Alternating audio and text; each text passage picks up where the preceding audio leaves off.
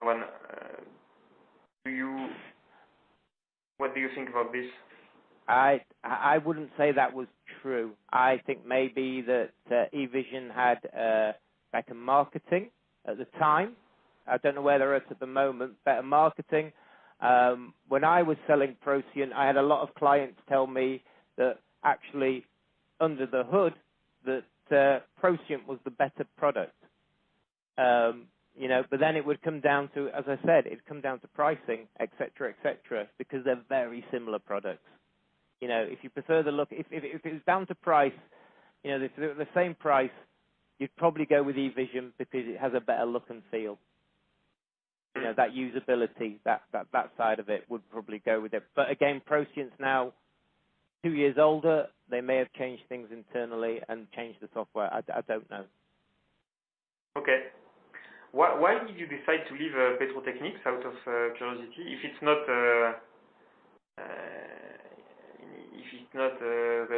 confidential or no, I didn't like the direction the company was taking, and their whole marketing strategy just seemed crazy to me, and I got a much better offer to move. Okay. And Sfera, by how much it's growing every year? Is it growing at 10%, 20%, or 5%? Ballpark? Or not Sfera specifically, but Sfera enabling those companies? I don't know how much Sfera. The market is growing rapidly. It is growing.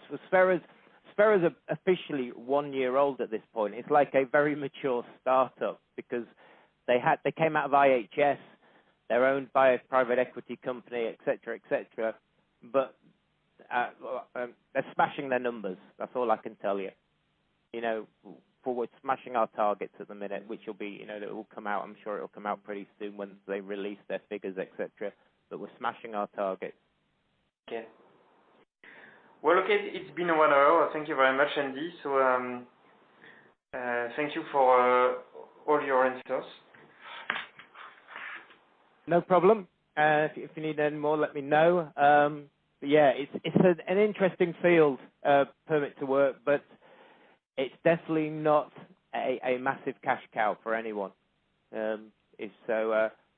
My advice is, if your clients are looking to move into this sort of area, to go more general with a more general EHS type platform. That would be my advice, because permit to work's fine, but it's very niche and relatively small, if you see what I mean.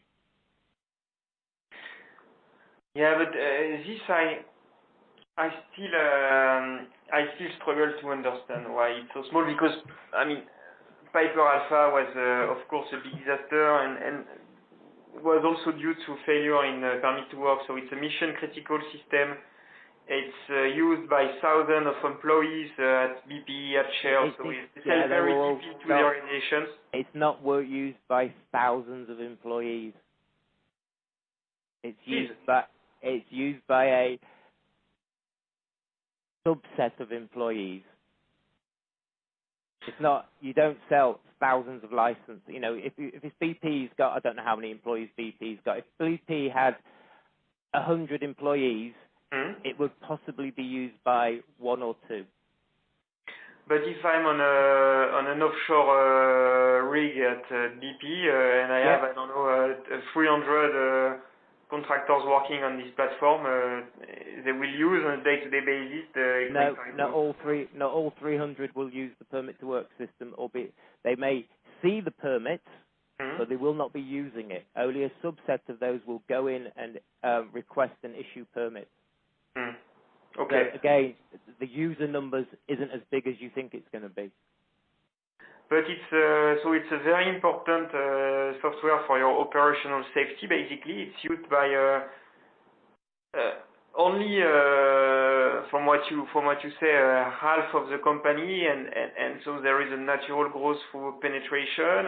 There is one market leader and one historical leader whose strength has been decreasing. So I don't understand how they cannot make more money out of this, and basically I don't understand why they cannot grow in spite of penetration